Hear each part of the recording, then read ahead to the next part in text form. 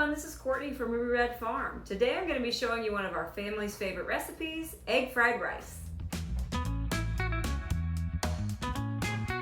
So it is spring here in Indiana, and that means that our hens are laying way more eggs than they were just a few months ago. We end up always with an excess of eggs at this time of year. We end up with a tray full of the cracked eggs, which are the ones that we keep, and we sell the rest of them. We like to use these eggs for all sorts of things. We stock up on our frozen breakfast burritos. We eat eggs on a daily basis, and we bake a lot more once we have an excess, but sometimes that's still just not quite enough to use up all these eggs. So today I'm going to be making our kind of modified version of egg fried rice. This ends up being a little bit of a healthier version. Let's go ahead and get started. Always the first step with a recipe like this is we got to get that rice boiling. I'm going to go ahead and get 1.5 cups of water boiling for our brown rice. With brown rice, it takes about 40 to 45 minutes to cook through, and so I always like to get this step going pretty early. This is that tray of eggs I was referring to though, and as you can see, this is quite the excess. These are all cracked eggs. As long as that membrane isn't broken, then you can use cracked eggs. They're safe to eat. We can't sell them, but we certainly can eat them. And so we've got a ton, and I actually already made breakfast burritos earlier this afternoon. This is still what we have available. So time to get these used. Once that water's boiling, then you're gonna go ahead and add about 1 cup to 1.5 cups of brown rice. Now you of course can use white rice for this recipe. I think more traditionally you're going to see white rice in these recipes and it cooks a lot faster. So if you do use white rice, just make sure you get your timing right and don't allow quite as much time for it to cook. So I'm going to go ahead and add the rice now. We will get that up to a high boil and then lower it down to low and let it simmer for about 40 minutes. Now the nice thing about the rice taking so long to boil is that it gives me plenty of time to chop up my vegetables. So one of the good things when it comes to these Asian stir-fry type of recipes is there's a lot of wiggle room on what you put into the recipe. So I'm gonna go ahead and start with onion. I typically put a medium-sized onion in here. I do prefer more of a white or a yellow onion, but really any onion will do. Again, very forgiving recipe. The plan today is to use broccoli, snap peas, and then I have frozen peas and carrots that I'll be adding, as well as this onion. But we have also added cabbage. Really like adding cabbage to this recipe. You can add various peppers. Anything fresh in the garden goes really well into this recipe. So this is a nice one that, yes, right now I'm gonna have to use some frozen and store-bought ingredients, but later in the summer, when the hens are still laying well and our garden starts producing, we end up being able to make this recipe almost entirely from our own home. But right now we've got the eggs, so we're gonna go ahead and just make it now. I'm gonna go ahead and get this cut up the rest of the way, going for essentially a diced onion here. If you have a chopper, great time to bust that thing out because it does speed it up. I don't mind chopping my veggies by hand. Okay, once I got my onion, I'm just gonna set them to the side and move on to the snap peas. So love snap peas. These are such a great snack. We grow them all summer, and we did freeze some, but we've run out by now. They freeze actually pretty well. We try to just kind of put them in and blanch them quickly and then put them in the freezer. My eyes are watering. The onion's really strong. So to get these ready for the mix, I'm just chopping the ends off. These are essentially stringless, so you don't have to worry about the strings. But I'm trying to get them into bite-sized pieces. Some of these are small enough that just cutting the ends off is plenty. Others that are larger, like something like this, I will have to cut the ends off and chop them in half. Not a big deal. So I'm getting these into bite-sized pieces. I've actually found that the snap peas end up being pretty much my favorite ingredient in this recipe.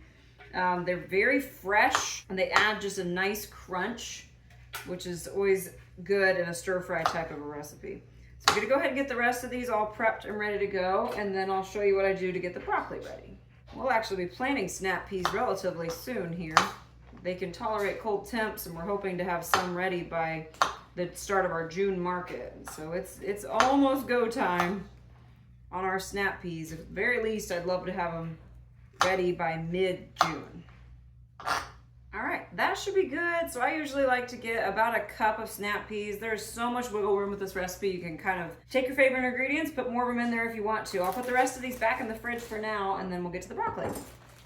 The chickens will like the scraps from all of this prepping here.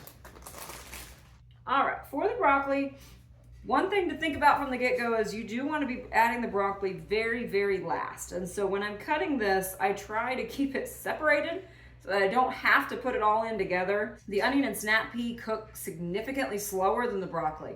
Broccoli is notorious for getting soggy if you cook it for too long. And in my experience, too long means more than about a minute.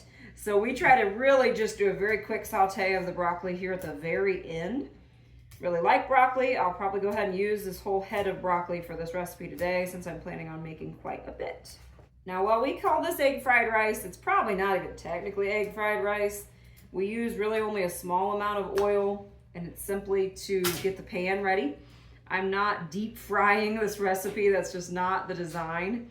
And so I really like calling this egg fried rice, but it's a much healthier version than what you would see at a restaurant. So I'm going to cut these up into bite-sized pieces, really trying to get them no bigger than about the size of a quarter. And so I'll take these bigger pieces and cut them smaller. So you can buy broccoli already in the florets, which is the little cuts. It's typically quite a bit more expensive. And for the fact that this doesn't really take that much work to cut it up, you're better off just cutting it up yourself. I really do prefer to use our own broccoli. It has way better color and flavor to it, but you're not exactly gonna find broccoli in March in Indiana that's fresh. So we'll get to use ours later in the year, but for now, this batch is ready to go. So next up, I'm gonna go ahead and start scrambling our eggs. So after giving the rice a quick stir, it's looking fine. Gonna get these eggs scrambled here. I plan on using probably about 14 to 16 eggs today. That's the other nice thing is however many eggs you have, you could use. I typically find that this recipe needs as many eggs as you can possibly put into it. Anytime I make it and kind of skimp on the eggs, I end up regretting that decision. It doesn't sound like it would taste very good together, but the scrambled egg really is what makes this dish taste so good. I'm gonna go ahead and scramble these separately in a bowl and then add them to my pan on low heat. The other nice thing with making a large recipe like this with the scrambled eggs is that you don't have to worry about size. We get a very big variety in size of eggs in our house. And so it's nice to be able to use both smalls all the way up to jumbos and not have to necessarily worry about counting them.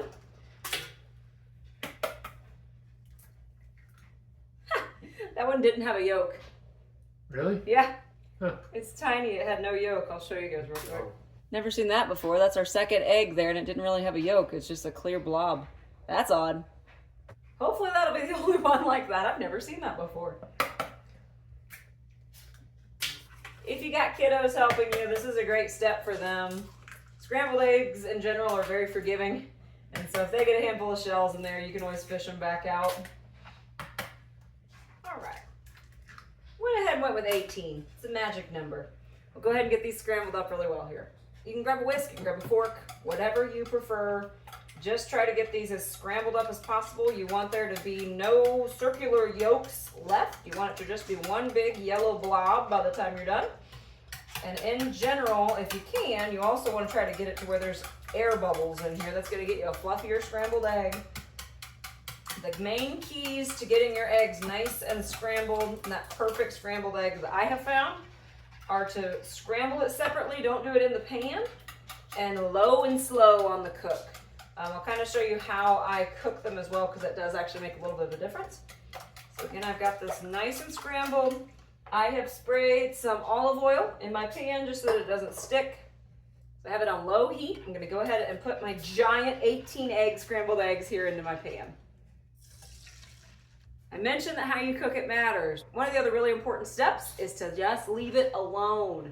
When you're making scrambled eggs, you want to cook them low and slow, but you also want to try not to bother them.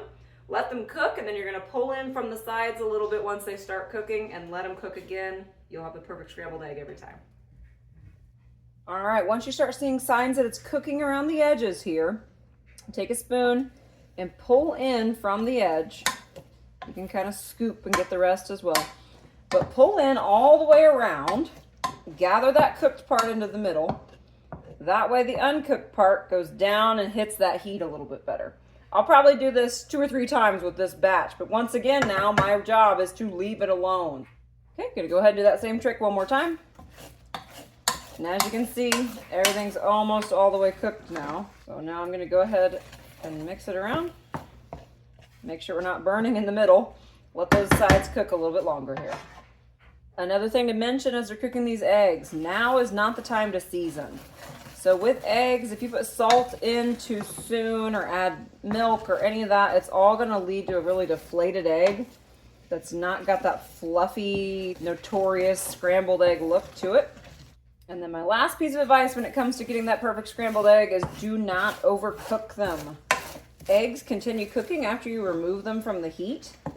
And so while that takes a little bit of practice, you essentially want to get them to the point where they're just not quite liquid anymore. And as soon as you get to that point, pull them from the heat because they will keep cooking. But on top of that, you're going to be putting them back into the recipe for this one, meaning that they're going to get a little bit more heat later. So these eggs are essentially right to that point, right where we want to go ahead and pull them from the heat so that we don't accidentally overcook them. But they are nice and fluffy. So I'm going to set these off to the side in a separate bowl. At this point, then I actually have to take a little bit of a break, make sure my rice is almost done before I move on to the next step. All right, I know my rice is almost done because when I stir it, it starts to look like there's not much water in there. So we're getting close. It's probably about 5 to 10 minutes away from being done. I'm going to go ahead and move on to the next part. We did purchase a wok. You do not have to have a wok. I was just really excited to get to tell people that I own a wok now. So I'll go ahead and get this set to medium heat. And then I'm going to be using olive oil. We really do try to steer clear of canola oil and other vegetable oils. And so I'm going to use this olive oil and put about 1 tablespoon in here. This is what makes it so different than traditional fried rice. Fried rice typically has a lot of oil and it's a very heavy dish, and I just don't make mine that way. At this point, I usually do add a little bit of soy sauce as well. I'm not a huge fan of soy sauce, but I like to add just a few shakes to give it more of that Asian taste. And as this oil heats up, which as you can see doesn't take very long, as this heats up, I'm going to spread it around the rim. This has already been seasoned, but I still want to make sure I'm not going to stick to those edges. And it's time for veggies. So I'm starting with my veggies that take a little bit longer to cook. So we're going to add in my snap peas and my onions first. I'm also going to go ahead and add in my packaged carrots and peas. These are so handy. I keep them in the freezer all the time. I'm going to add the whole bag and then just keep stirring.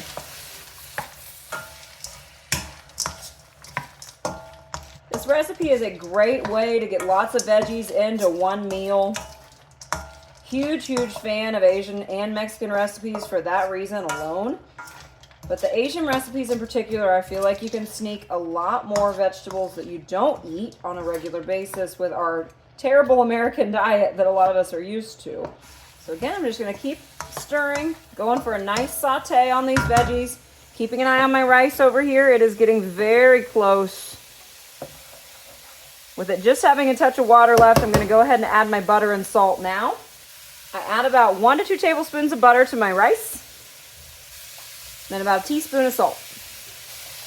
Let that melt in. Keep in mind with the wok, because there's such a small base, you got to make sure you're stirring it very regularly to keep things cooked evenly.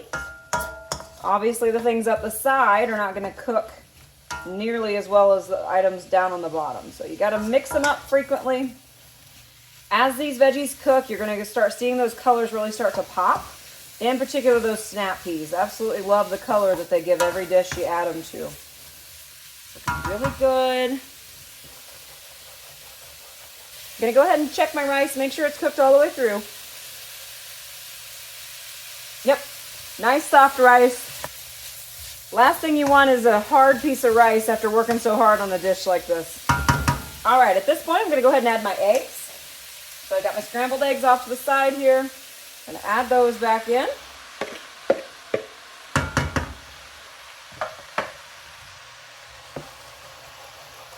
And now is when I'm going to hit my seasonings.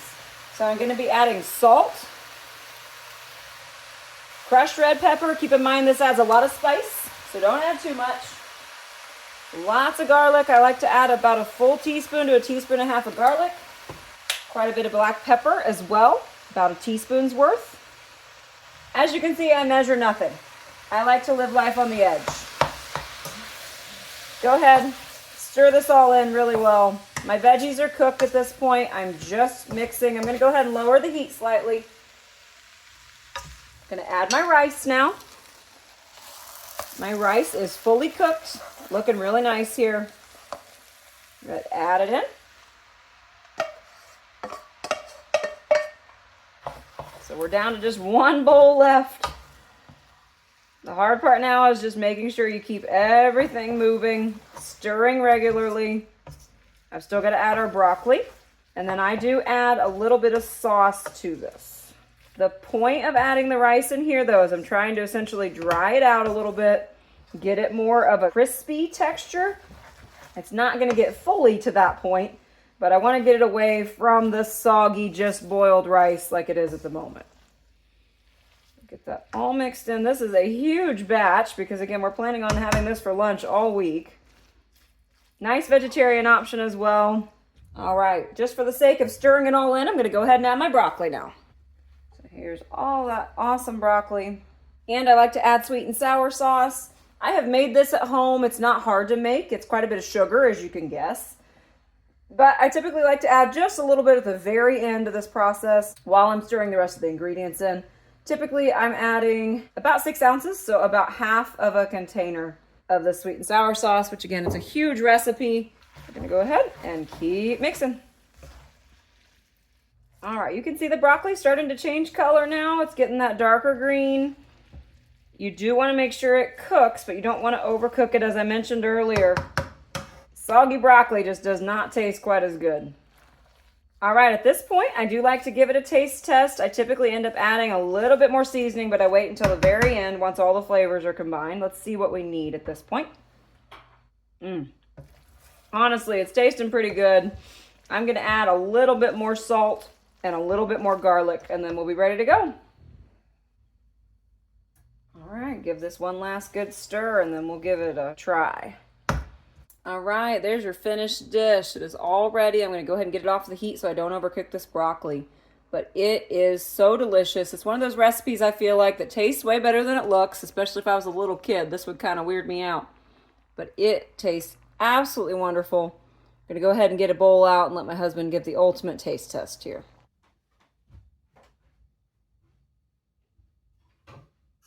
See how it is. Perfect. That's fantastic. It'll be a good lunch for the week. Good job. Thanks. All right, guys, I hope you enjoyed watching me make this egg fried rice, one of our family's favorites and one of our best ways to use up all these extra eggs that we get in the springtime. You love Asian food, so I know you're pumped. So again, we'll eat it all week long. It's a great meal prep option and a great way to get lots of fresh veggies into your diet. For now, though, we're going to go eat our dinner. This was Courtney and Brandon from Ruby Red Farm. Thanks so much for watching, guys, and have a great day.